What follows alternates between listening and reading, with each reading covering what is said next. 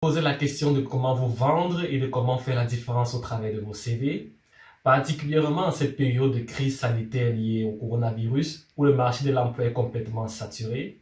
Alors vous êtes au bon endroit au bon moment. Au travers de cette vidéo, nous allons vous livrer 3 secrets qui vous permettront de vous démarquer de vos concurrents dans vos CV et ainsi obtenir votre job de rêve.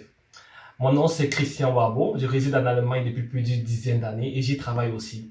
Restez scotchés, on se prend tout de suite après le générique.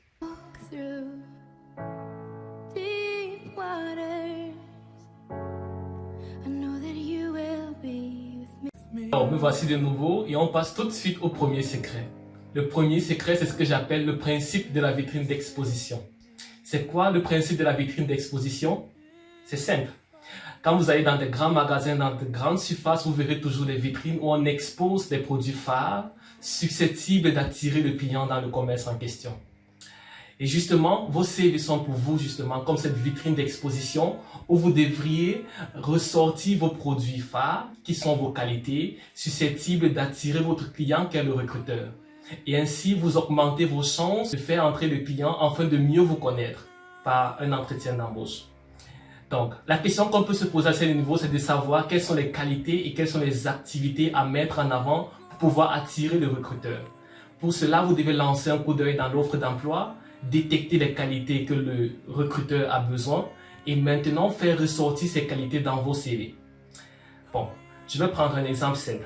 Si par le passé, vous étiez un commerçant, vous avez fait un stage dans le commerce, et il y a cela quelques années, vous êtes peut-être un ingénieur en électrotechnique et aujourd'hui vous voulez rentrer dans le commerce.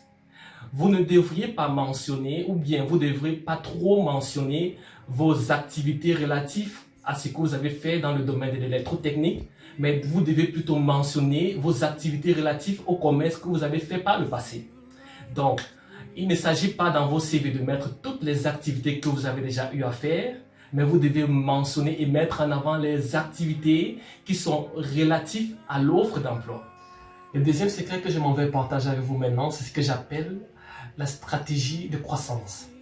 C'est quoi la stratégie de croissance? En fait, ici, il s'agit de montrer ce que vos activités du passé vous ont apporté sur le plan personnel. Comment vous avez pu croître au travers des activités et au travers de l'expérience que vous avez eue par le passé. Il ne s'agit pas ici de mentionner dans quelle société vous avez eu à travailler par le passé, quel poste vous avez eu, ça ne suffit pas parce que ces informations ne donnent pas, ne révèlent pas quelle est votre identité personnelle. Je vais prendre un exemple plus concret pour que vous compreniez. Si par exemple vous êtes un joueur de football et vous voulez postuler pour un autre club, vous mentionnez peut-être que vous avez eu à marquer des buts par la tête, vous avez eu à marquer des buts par le pied, vous avez eu à envoyer des passes décisives. Pour votre futur recruteur, cela ne donne pas un aperçu sur vous en tant que personne. Mais si vous mentionnez par exemple des informations telles que j'ai eu à marquer tel nombre de buts par la tête, tel nombre de buts par le pied, ou alors j'ai envoyé tel nombre de passes décisives, ou alors j'ai eu telle médaille, cela dit en fait quels ont été vos résultats et donne aussi une information sur votre personne. Et là, vous pouvez faire la différence. Je peux vous garantir ici qu'à ce stade, un bon nombre de candidats ne mentionnent pas en fait quels sont leurs résultats et quel ont été l'impact de leurs activités sur le plan personnel. Donc, si vous voulez avoir plus d'informations concernant les techniques et les stratégies pour pouvoir réussir à détecter ces qualités et pour pouvoir réussir à les écrire et à mieux les vendre, vous pouvez nous contacter, nous allons vous coacher et nous allons vous suivre. Si je peux vous donner un bref aperçu à ce niveau, il s'agit en fait de prendre les qualités que vous avez pu apprendre par votre expérience par le passé et aussi de prendre les résultats que vous avez pu obtenir et ainsi mettre dans vos CV quels ont été vos meilleurs résultats, quelles ont été vos meilleures qualités, qu'est-ce que vous avez pu apprendre de façon concrète. Et ainsi, vous pourriez vous différencier de vos concurrents et des autres candidats. Voici maintenant le troisième secret que je vais vous révéler. Il s'agit ici de ce que j'appelle l'empreinte digitale. Vous verrez que de nos jours, de nombreux CV ne se différencient plus trop les uns des autres. De nos jours aussi, de nombreux académiciens finissent leur cycle généralement en de courts temps et aussi avec de très bonnes notes. La question pour un recruteur, c'est de savoir pourquoi est-ce que je prendrais tel et non tel autre. Donc là, ce qui va vous différencier, ce n'est plus vos compétences techniques, mais c'est plutôt vos compétences comportementales ou alors ce qu'on appelle communément les soft skills. Ça veut dire quoi les soft skills? Les soft skills, justement, c'est ce qui vous caractérise votre personnalité. Ça veut dire, par exemple, si dans une offre d'emploi, on attend du candidat une compétence d'endurance et que vous pratiquiez, par exemple, le marathon ou alors que vous vous êtes occupé de vos grands-parents, n'oubliez pas de trouver un lien et d'y mentionner cela sur vos CV.